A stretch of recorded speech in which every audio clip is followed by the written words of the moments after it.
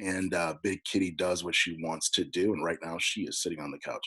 So I want to I put together a presentation um, to go over what are some of the things that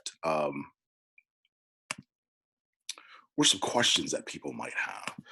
Um, we're throwing around this idea of what can we do to sort of help people and to provide information to people. And the whole idea came about of actually it was my idea of saying, hey, let's just sit down and have an open forum where people get to ask questions.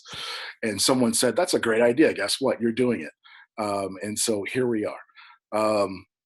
And I think one of your first questions is, and so what I tried to do is put together a presentation that embodies some of the questions that I think you might ask, and then we'll obviously end with a free question and comment section.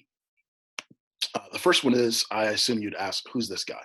So, like Laura said, I'm Ed Parker, born and raised in Toledo, Ohio. I got all my undergraduate and graduate degrees from The Ohio State University. I am a hardcore Buckeye fan. I'm a husband and a father of three very hard headed boys, 13, 10, and 6. So, full disclosure, I'm very much aware the things that we're talking about are easier said than done to do as a parent. But uh, that's it. A little bit more about me. Academia. I've got some degrees, advanced degrees in applied behavior analysis, and also in special education, with moderate to intensive developmental disabilities as an emphasis, and also a specialization in applied behavior analysis and autism spectrum disorder. I've advised several different people and participated in behavior intervention committees, which oversee behavior plans.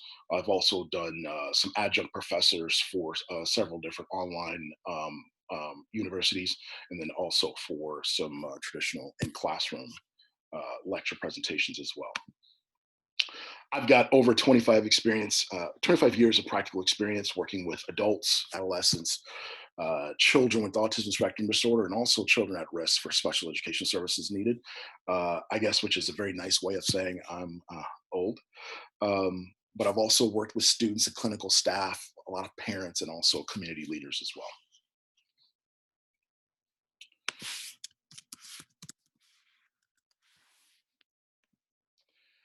My professional. So I've got an enthusiasm for giving back to the field. I like working with people who are fresh to the field in behavioral analysis, people who are in school, people who are trying to comprehend this field. I'm also very passionate about serving the community. Hence why I'm doing this today. I'm an educator at heart.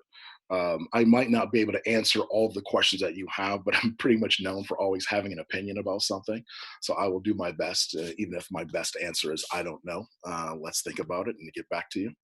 And I'm always looking for professional development opportunities to sort of serve the community and to grow further.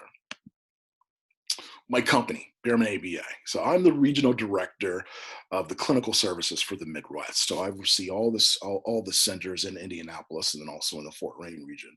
And well, I oversee the clinical aspects of the services for those centers.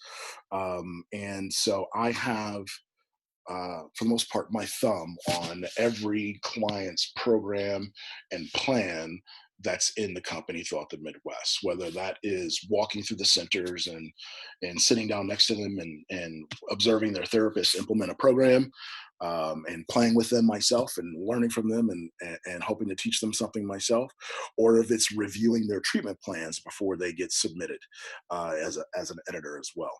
And I'm also sort of the go-to person that people seek out when they need support and perhaps a fresh idea, a fresh perspective of looking at and problem solving some of the clinical issues that we deal with on a day in and day out basis. I also oversee the diagnostic division for Bierman ABA. Um, particularly here in Indianapolis, there was a lack of clinicians who are providing diagnostic work for individuals that are suspected to have autism spectrum disorder. So much so that the major places, your Riley and your sort of children's hospitals from other areas have a very, very long waiting list. And so it might be 6 to 8 months before you can get in and see a professional and get a diagnosis. And that means that it could easily be, 12, 13 months before you could actually start receiving treatment. So one of the things that we decided to do was to sort of bridge that gap and to provide that necessary service to our community. And I oversee that diagnostic division. I do the diagnoses myself and meet with families. We're going to talk about that a little bit later. As a company, our focus is to use scientific principles of AVA to have an effect on the lives of early intervention services for children with autism. We deeply believe that every child is capable of learning. It's our job to sort of sit down and comprehend the learner and how they learn and how they interact with the environment so that we can accelerate their progress over time and ultimately have a meaningful impact in the lives of that child and then also in the lives of the family members and the other people and teachers and other caregivers that are working with them.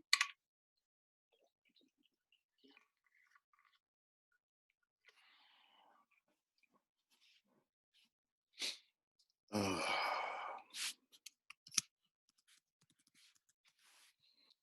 so, side fact: I put a little hotspot in the bottom of my computer screen that automatically goes to the lockout screen, and every time I go to switch over my slide, I'm locking myself out of this presentation. Um, Values. I've been at Bierman I'm working on my third year at Bierman ABA, and these values are one of the big reasons why I'm a member of this team. I chose to be a member of this team. Out of all the companies that I work with, Bierman ABA believes in and utilizes and lives out its values on a day in and day out basis more than any other organization I've ever worked with. Um, these values here are essentially a measurement tool, a metric for which all ideas, all policies and procedures, all initiatives, all problems, all solutions are evaluated in comparison to how they measure up to these values. Fusing science and learning to accelerate progress and transform lives is something that we try to do every day on a day in, day out basis with our learners, not only with our learners, but also with our team members as well. So at Bierman ABA, we're focused on developing kids with autism spectrum disorder, but we're also focused on professionally developing the individuals who work with those learners on a day in, day out basis. We put team above individual. That's literally the reason why I'm here. Bierman ABA really is the individual in this example, and the community itself is the team. And so we're getting together and putting everything that we can to sort of support our community, particularly during the time of this pandemic. We never sit still, achieve, and continuously raise the bar. I think putting team above individual, never sitting still, continuously raising the bar was really the brainchild behind us putting together some of these town halls and other pro bono types of services so that we can sit back and say, you know what, we have a wealth of resources in terms of talent. There is an absence of resources and talent and need in terms of our community, particularly under these COVID conditions. What can we do to help bridge the pipeline between services that are available and services that are desperately needed, but yet at the same time we can't access them due to a variety of factors. And this was sort of, in many ways, the CEO. Um, his idea was to sort of do these sorts of things and inspired by some of the stories that we heard about COVID, some of the bad stories and some of the good stories. One in particular he mentioned most recently was the story of the farmers having to drop their milk on the ground simply because there wasn't a supply chain in place to take their goods to market. So we have this, there's an abundance of surplus of milk.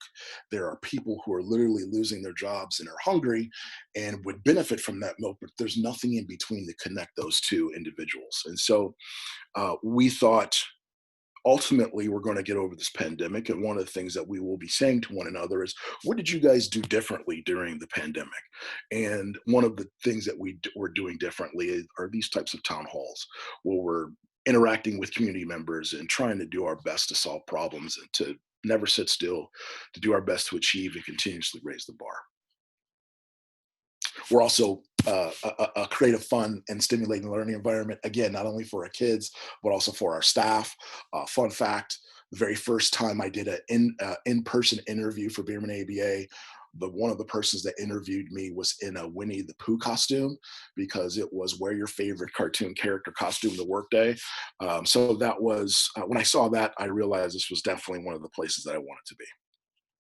All right, so first question I think people would have is, what is ABA? ABA is an acronym, actually, that stands for Applied Behavior Analysis. Now, I won't get too nerdy and read this definition word for word, but this is basically a copy and paste definition of what Applied Behavior Analysis stands for. I think it's simplified if we just break down the terms and what they actually mean. So applied means we're focusing on socially significant human behavior. We're not talking about animals. We're not talking about animals in labs. We're not talking about people in laboratories under controlled conditions. We're talking about working with real people in real life, real world situations, and most importantly, helping them solve problems that are going to have a dramatic effect on their lives. Not just teaching something because I think it's cool, but teaching something because it's going to be of great benefit to the learner or to the people that's supporting the learner. So we're asking ourselves, what benefits you?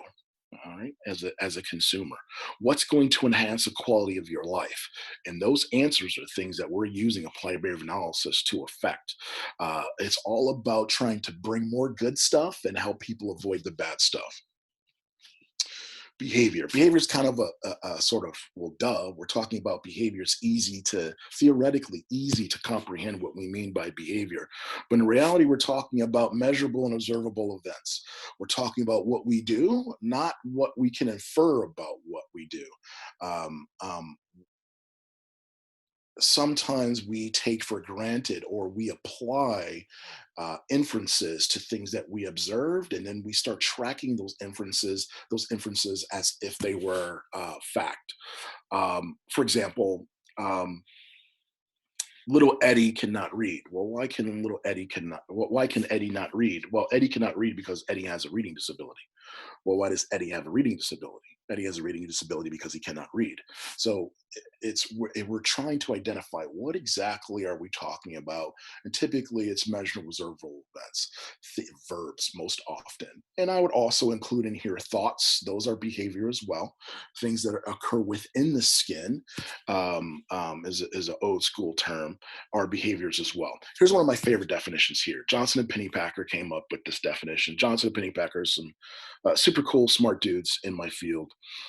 And about, I think this goes back to the late 70s, early 80s, this definition here. But I think this definition is for the most part, one of the most tightest, conceptually systematic definitions of behavior. And the behavior of an organism is that portion of an organism's interaction with its environment that is characterized by detectable displacements in space through time of some part of the organism, and that results in a measurable change in at least one aspect of the environment. I love that definition. I think it's super cool. If I had a superpower, I'd want to displace space through time. That would be my superpower. But another thing that jumps out to me about this definition is that behavior has an effect on the environment. So my son's behavior has an effect on me. But not only that, the environment, I have an effect on my son's behavior. Also, too, displacements through space, and displacements in space through time. That tells me that behavior is dynamic. It's not static. It's changing, and it's ever growing, and it's moving. Analysis. This is the experimentation. So in applied behavior analysis, we collect a lot of data. We scrutinize that data.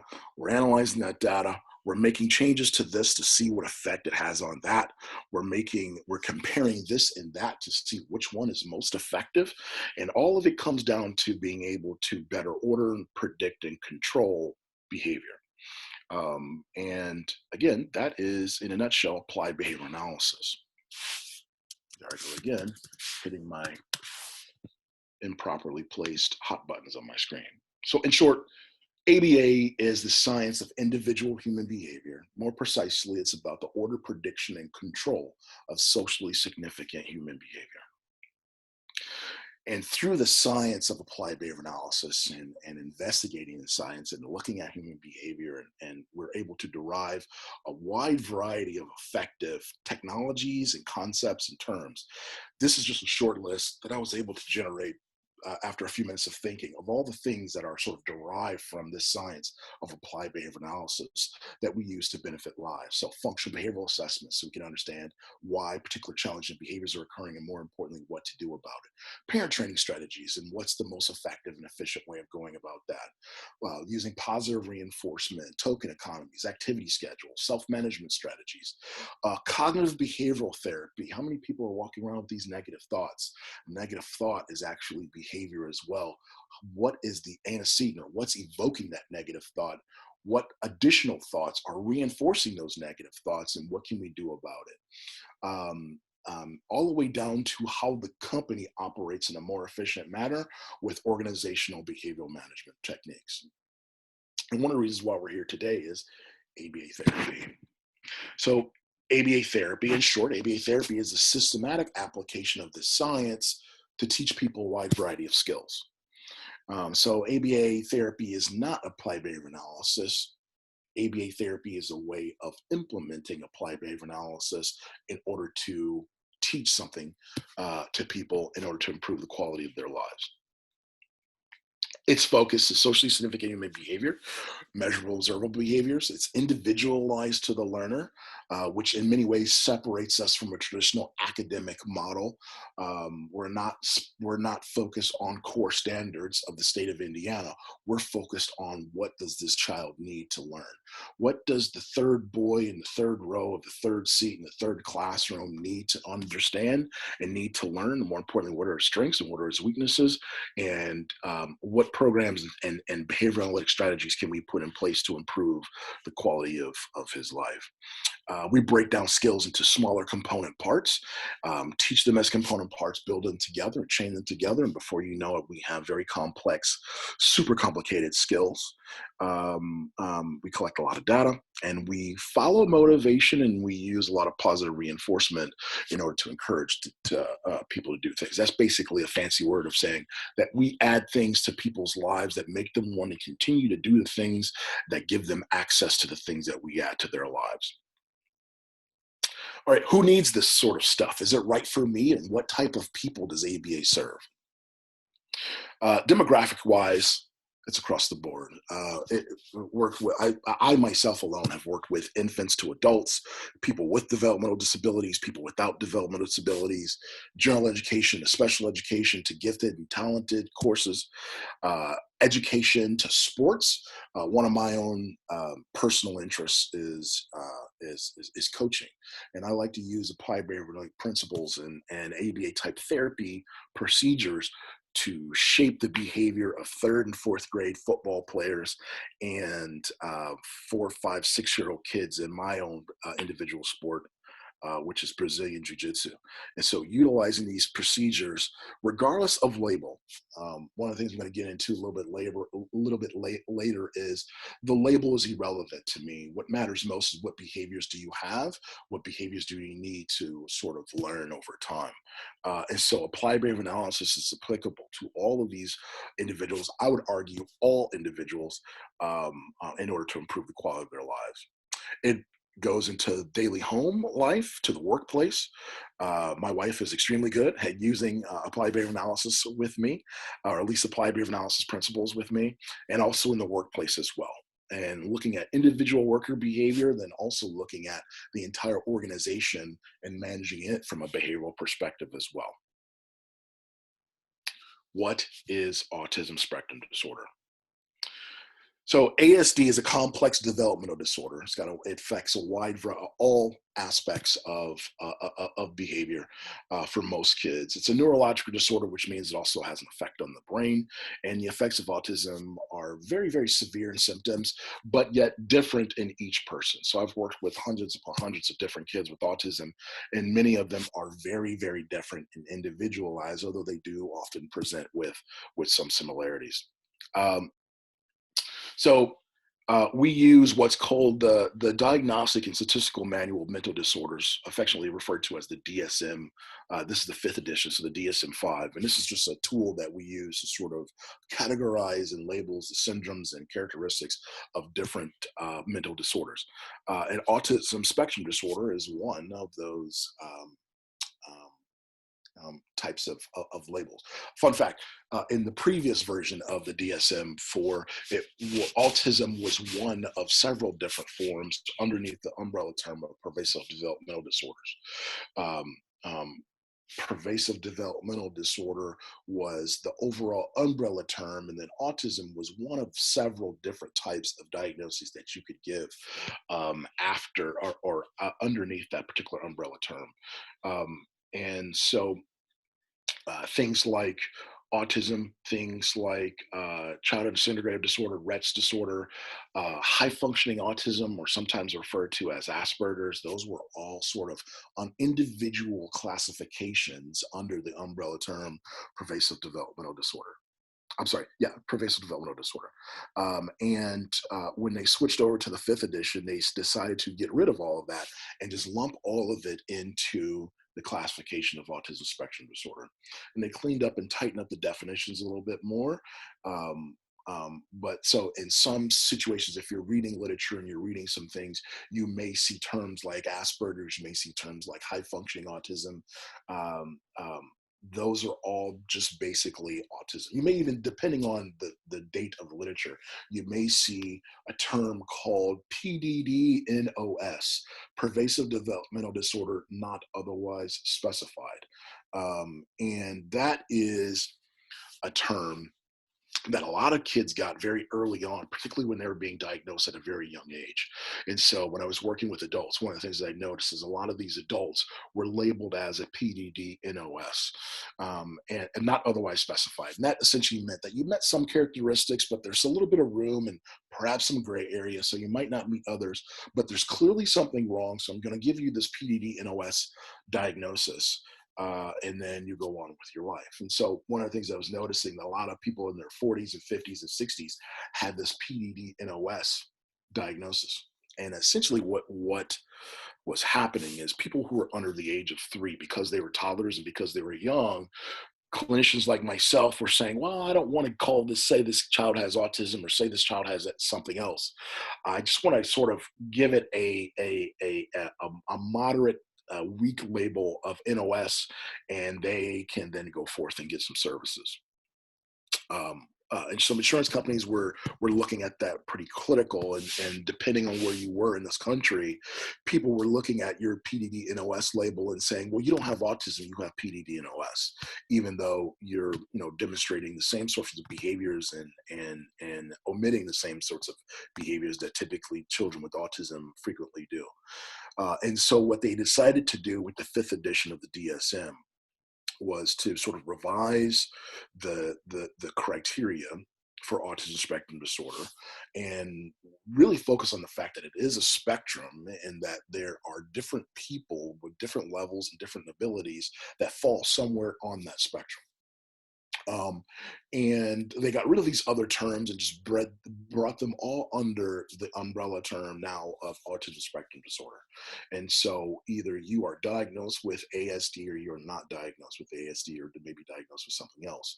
But that is kind of a small fun fact about the progress that has happened over the last 25 years for sure, related to autism spectrum disorder as it comes to diagnostic work.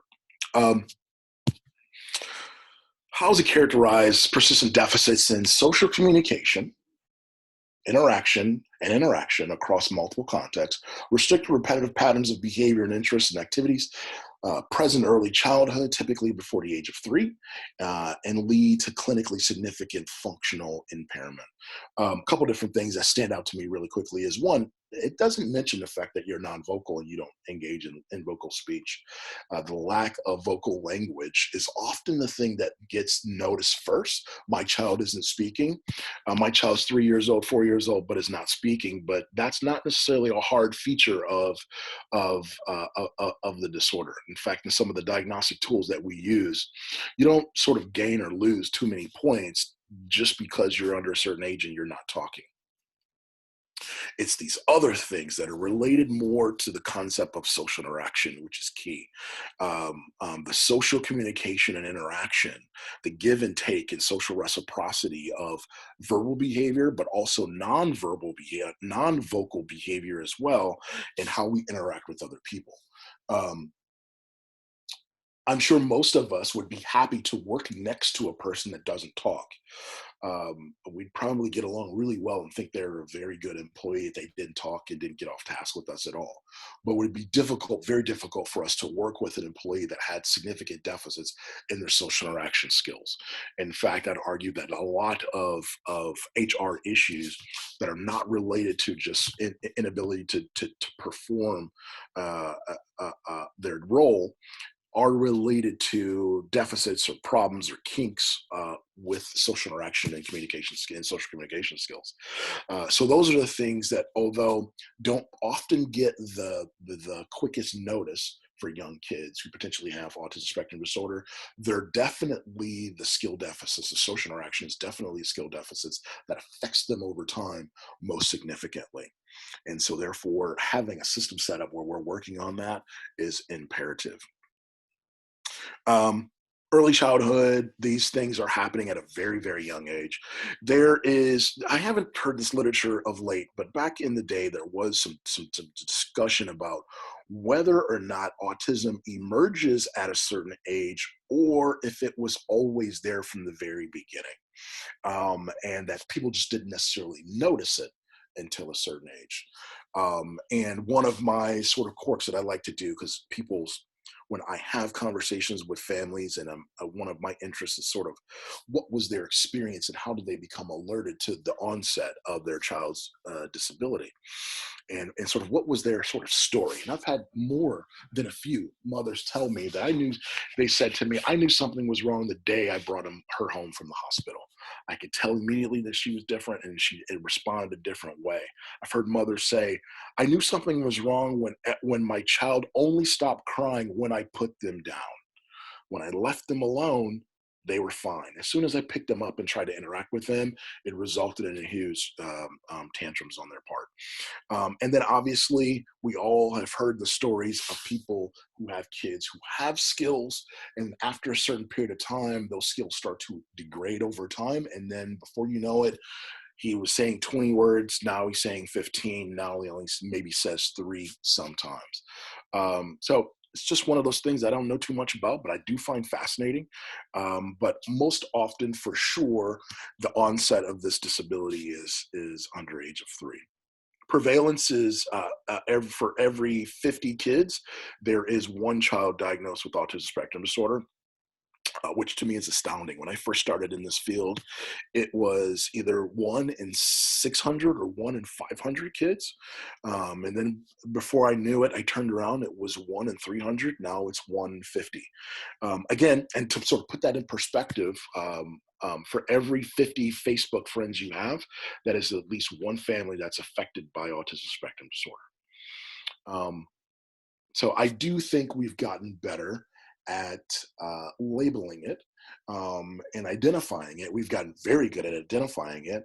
And even though autism spectrum disorder has increased, some of the other disorders, like, for example, childhood schizophrenia, has decreased significantly. But I still don't think that compensates for the increase in ASD. Not only an increase in ASD, but I would argue an increase in the deleterious effects of ASD as well. So again, what we're looking at is a DSM-5. That's a psychiatric example. I look at things primarily from a behavioral perspective. That's just the paradigm I view the world. And from a behavioral perspective, I care very little about your label. I care about what you can do and what you cannot do and what you need to do in order to have quality of life and successful transition into adulthood. And so from a behavioral perspective, ASD is basically a deficit in language communication and social interaction, and then excess of behaviors associated with rigidity, repetitiveness, and then other forms of challenging behavior. All Right. So a question that I predicted people ask is how do we diagnose it then? The process that we developed at Bierman ABA is basically a three-part process where we perform a clinical interview over the phone. We're looking at background information and record review. Then we do a direct observation working directly with the child where we conduct a battery of tests. And these are all evidence-based tests that are gold standard and in some cases even required by insurance companies to be a part of the process for diagnosing autism spectrum disorder. Things I'm looking for. The big thing I'm looking for is social affect. How people communicate and how people are affected by social interaction and how people try to affect other people by their form of social interaction. Through communication, a lot of times I'm dealing with really young kids, so we're not necessarily talking about extreme or significant vocal language skills. How often do they communicate with other pointing and other gestures? Reciprocal social interaction behaviors. Eye contact. Eye contact is huge for me. It's one of the things I see is paramount and very much omitted across a lot of kids with autism spectrum disorder is eye contact, facial expressions, changes in facial expressions, integration of eye contact with other behaviors for social interaction. Shared enjoyment is another big one that's often in deficit. So a child, there are several things that we do during the direct observation piece of the diagnostic process that all kids love. All kids love the balloon. All kids love the bubbles. All kids love when we do silly things and have fun. And what's often different is a typically developing child will go to mom and say, "Mom, look what this guy is doing. Isn't this fun? Do this with me, do this." They share the enjoyment with other people in the room. What I notice that kids with autism frequently do is they will often try to access the preferred item an activity, and they will try to interact with me solely to get access to the item or the activity, but they're not necessarily including other people in the item or activity. They're not sharing and showing other people in the room that what they have and what they see, that they think it's cool. And because they think it's cool, they think other people should think it's cool too. And so therefore they're trying to show that with them. Typically developing kids do that all the time. And then obviously the restricting repetitive challenging behaviors I'm looking for, unusual sensory interests, hand and finger mannerisms, repetitive interests and stereotype behaviors. These are all things that I'm looking for occurring in one form or another. Sometimes they're absent, sometimes they're really low, sometimes they're not happening on a consistent manner. And these are all just sort of indicators that help me arrive at the decision of whether or not I believe this person has autism spectrum disorder. I'm going to be bold here and try to show you a video. I spent an entire hour trying to figure out how to download and embed the video into my PowerPoint presentation. I got as far as how to do the hyperlink. So please don't judge. I'm going to, I want to show you an infant toddler interacting with their father. If I recall correctly, this toddler is about 18 or 19 months. And I want you to just look at the eye contact, the gestures and pointing that occurs. Did you understand it though? No. Okay. All right. Uh-huh. Oh no, not this one. This is the grand finale of this. Okay, so yeah, that's the last one. That's what I was wondering. I don't know what they're gonna do next season because they did some stuff this time. Exactly what I was thinking. Oh yeah. Right. Don't bring that again. You know what I'm saying? Don't do the same stuff. You know what I'm saying? Yeah, I was thinking that. Yeah. Yeah. Like go somewhere else with that, but don't bring it here. You know what I'm saying? Yeah.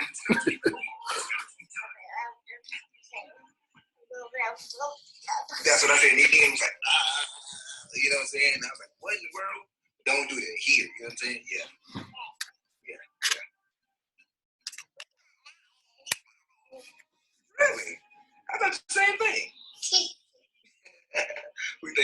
like, huh?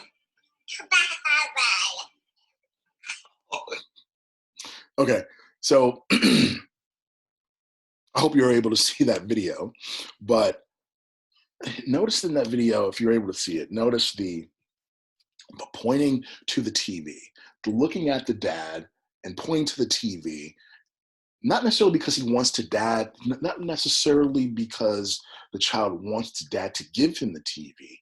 He's not trying to access anything. He's sharing, he's developed a triad between him, his dad, and whatever it is they're watching on TV. And the infant is having a conversation, even though the language is not articulate, even though it's more of a form of babbling, actually. He's still engaging in social affect behaviors, gestures, pointing, change in facial expression, shared enjoyment and interacting. Not only shared enjoyment with the thing that the child was watching, but also looking at the camcorder, the video recorder as well, and discussing it and referencing that and sharing that with the dad as well. Those are at a very, very young age. Those behaviors in typically developing individuals are present and very active, and often in children with autism spectrum disorder, 3, 4, 5, 6 years old, those behaviors are not occurring. And often if they do occur, they're occurring at a very, very, very low level.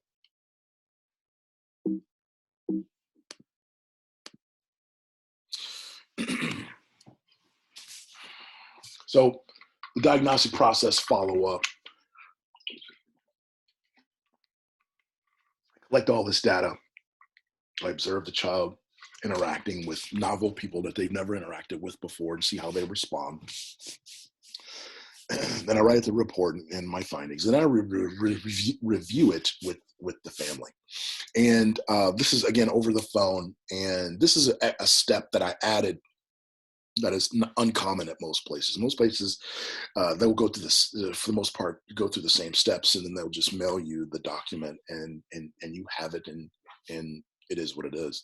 But I found that a lot of families, because the audience for the diagnostic report is not mom and dad. Let's be honest. The audience for the diagnostic report are people like me, and also people in insurance companies, and people in school, and psychologists, and those sorts of things.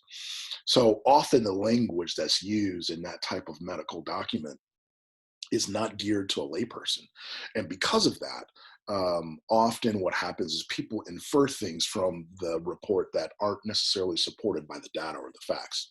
And so I like to kind of do something similar to what I'm doing now. Over the phone, typically on a Thursday afternoon, we'll sit down and review my findings, review the report, and allow the families to ask me anything related to the diagnostic report and process, autism, and ABA. And I found it to be sort of a very helpful and useful way of helping people walk through that very complex and difficult process. Then obviously it's disseminated to you and to the payer source if you're attempting to access services through us. All right, next question. My child has a diagnosis of autism spectrum disorder. What type of treatment should I look for? ABA therapy is the gold standard. So it's been established through over 60, 70 years of clinical studies that ABA therapy is the most appropriate medically necessary treatment for individuals with autism spectrum disorder. National Standards Projects, they did well over 1,000 studies and looked at and determined that ABA was one of the very few effective therapies for individuals with autism. And basically identified that as a treatment through the intensiveness of behavioral intervention implementation, it helps those diagnosed with autism spectrum disorder improve their overall behavior, communicative, social interaction, and general functioning. So across the board. ABA therapy can come in different forms for different people. Most often for adults, it comes it comes with a focus on job management, daily living skills, and quality of life. So, for example, ABA therapy may be used with an adult that works at the bookstore Barnes and Nobles, for example, organizing books. And so ABA therapy is teaching him skills on how to organize books and how to use Barnes and Noble system to organize books based on alphabetic and numeric code. Daily living skills. Maybe he's learning to cook. Quality of life. Maybe he's learning to go to the bar and ask for 4 quarters so that he can play a game of pool and enjoy himself on Friday night. Then there's also for adolescents, and typically the services for adolescents are focusing on school-related stuff, academics, and really what becomes paramount, in my opinion, is focusing on transition into adulthood services. So for all the kids that I work with, my long-term goals and objectives are, how can I teach them enough skills so that when they become an adult, they can have a wage-earning job and pay taxes. They can have increased quality of life. They can have a degree of independence and be able to move out of mom and dad's house if necessary and live by themselves or live with some degree of support. And also have high quality of life. The people at the Starbucks know who they are. People at the YMCA, they go to the YMCA and they run on the treadmill and they play pickup games and they swim in the pool, and they're integrated. They're members of their church, they're integrated members of the community, and they have real people that they interact with as friends and friendship relationships with people that are not paid to be there. And that becomes, in my opinion, needs to be a very significant focus of an ABA therapy program for an adolescent. And also working on job skills as well, sort of getting to that process. So when they come into the point where they can transition into adulthood, they can be job ready.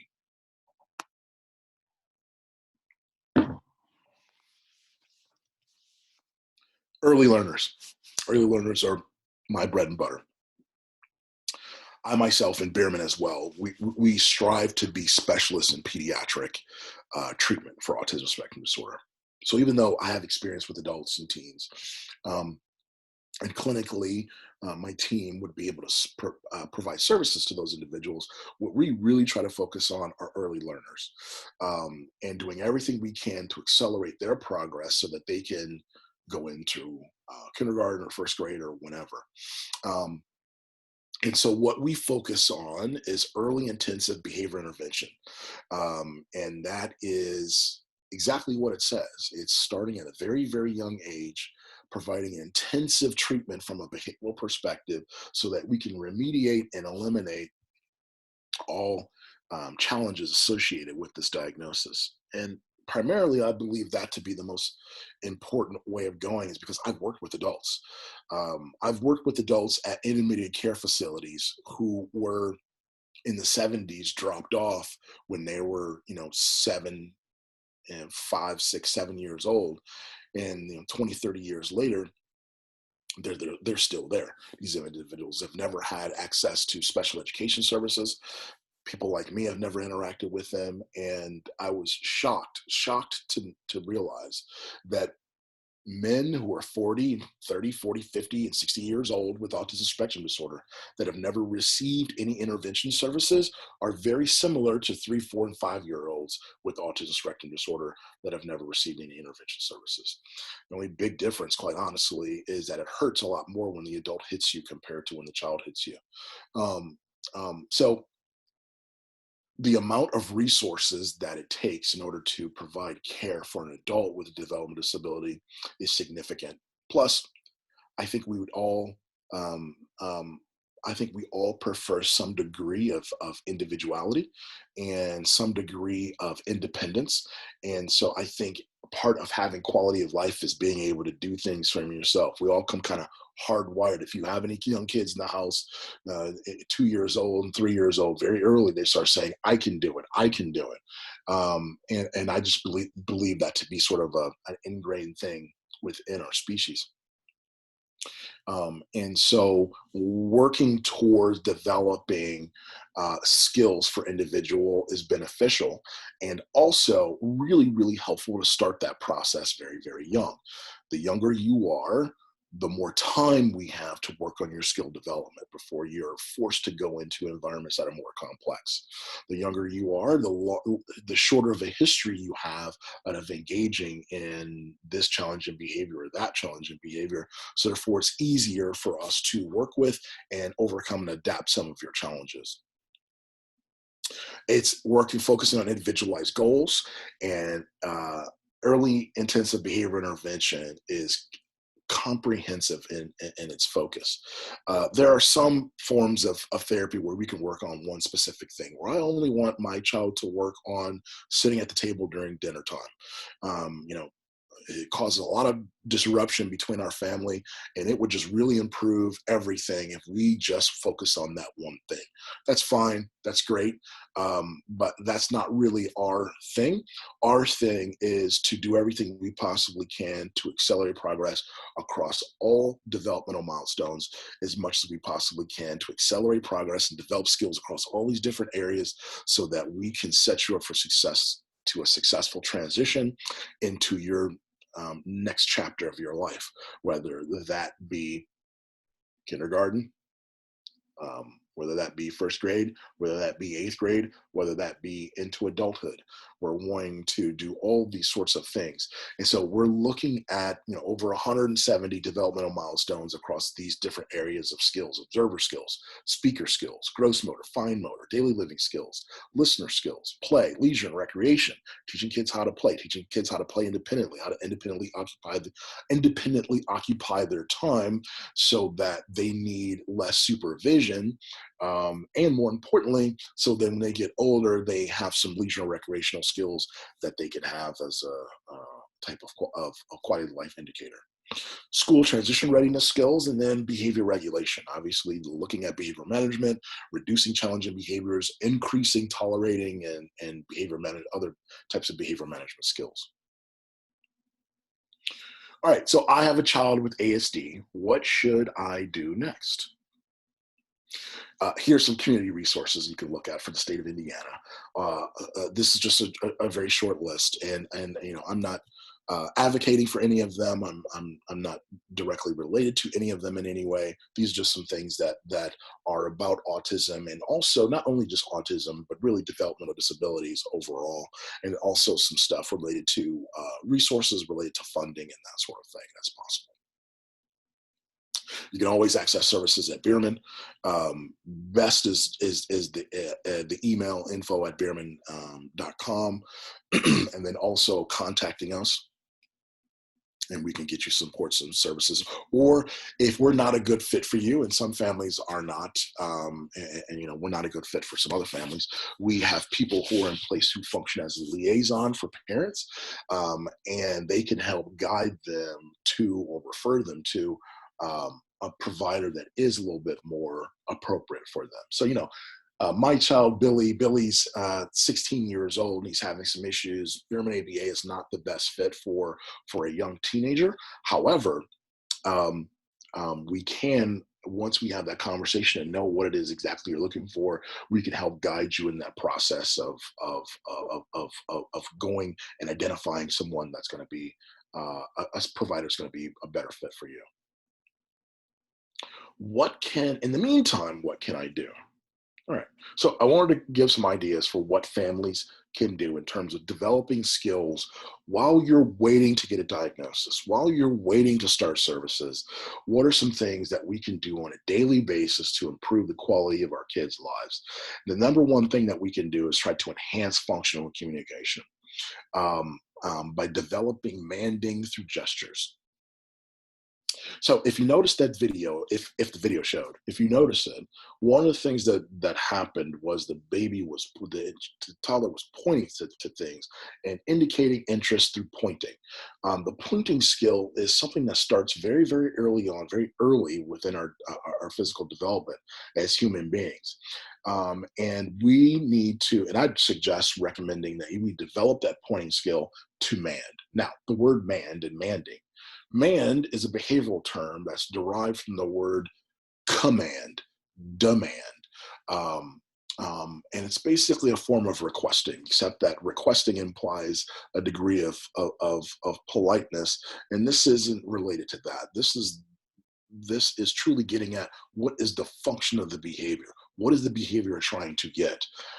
If I want cookie, I'm going to say cookie because that's what I want. And so getting a child to demand or to request for the things that they want using gestures is the number one thing that I think families can do while they wait for more intensive services. So the aim of this strategy that I outlined here is to establish a socially appropriate man form. And the way you're going to go about it, if you choose to do so, is when you have control of something cool that your child wants and can have, and your child indicates that they really want the cool thing, I want you to get them to, quote unquote, tell you what they want by having them point to the cool thing. Don't just anticipate their needs and give it to them. Make them, quote unquote, use their words to communicate with you. Help them shape their index finger as close as possible to point to the desired item. And then you can say something similar to, what do you want? Point to it. Point to it. And when you get them to point to it, just label what they called. Or label what the item is called. So if they want the phone, have them point to the phone. You say iPhone. And then as soon as you say iPhone, after they've pointed, you say iPhone, then immediately give the item to them. They're not required to say anything. At this point, all they're required to do is point to the thing that they want. Most often, we found that kids with developmental disabilities, autism in particular, will in many ways, kids with autism are some of the best behavior analysts that I've known. They're really good at shaping the behavior of parents and other people in their environment to get them to do the things that the child wants them to do. So for example, many parents know what their child wants. Many parents know that at 3:30, the child is going to get hungry and they like to eat fruit cups. And so the parent will just have fruit cups prepared for the child, ready to go. Come 3:29, the child will come in and will sit down and start eating. What I propose is that we require the child to start utilizing language to communicate the fact that they want that fruit cup. And the point is a form of communicative language. It's non-vocal, but it is a form of communicating language. When I point to the thing that I want, many people will understand that I want them to give me the thing that I just pointed to. And that's what we're trying to develop in your child. We're trying to develop in them the ability to command their environment and demand the fact that they want the fruit cup by pointing to it. And pointing to the fruit cup is far better than having a tantrum until you get what you want. And more importantly, it leads us to more complex forms of communication as time goes on and as their skills develop. So while you're waiting for services to start, or you're waiting for a diagnostic process to begin, this particular tool is something that you can implement tomorrow to get your child communicating a little bit better and more efficiently. Point to the thing that get them to point to identify what they want. If you're in control of it, get them to point to the thing that they want. And then as soon as they point to it, you label the word that represents it and then immediately give it to them. One, they've learned to communicate via pointing to what they want. Two, you've paired the language of the item with the physical object at the point of them accessing it. And over time, through repeated process, that language can be associated, the word iPhone can be associated with the physical iPhone. And there's a variety of different ways you can go from there in terms of developing the vocal language and developing a more complex form of functional communication. The next thing I think is, again, really big is encourage eye contact. And the aim of this is to pair eye contact with good stuff happening and develop the onset of social interaction with others. So to me, eye contact is a form of social interaction. And I believe that eye contact is also a representative of the degree of reinforcement in the environment. I look at things that I like. I look at things that I want. If I were to hold in front of you and I pull out $100 bill, I'm pretty sure that all of us would make eye contact, would immediately look at the $100 bill. So back in the day, we used to have this weird program where we used to teach eye contact. And this is very archaic, and I hope you're not interacting with people that are doing this, but we had this program way back in the 90s where you'd sit down in front of a child and you would say, "Look at me," and you would force them to make eye contact with you. And if they turned their head, you'd move their head back, and basically you try to develop tunnel vision. Every kid that I worked with that I tried to do this program with absolutely hated it, and it evoked challenging behavior. And quite honestly, I would hate it as well. I, when was the last time did you ever sit knee to knee with someone and look them in the eye for longer than 10 seconds, for longer than 3 seconds, for an extended period of time, and do nothing else other than just look at them? Really weird, non-functional, learn from mistakes type thing. But it's one of those types of programs that was very, very common back in the day. And knock on wood, you've never heard it, and your child's never been exposed to it. But what I quickly learned is if I had something that the kid wanted, I didn't need to force them to look at me or make eye contact with the item, because they were always looking at that thing that they wanted. So in many ways, eye contact is a measurement of the degree of how much I want something. It's the degree of motivation.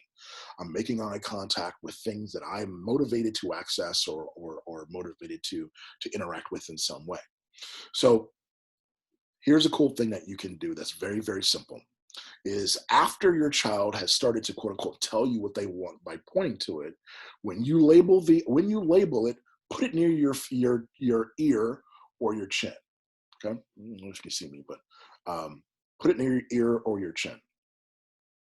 And then gradually put it closer and closer and closer to your face. Closer and closer, closer to your face.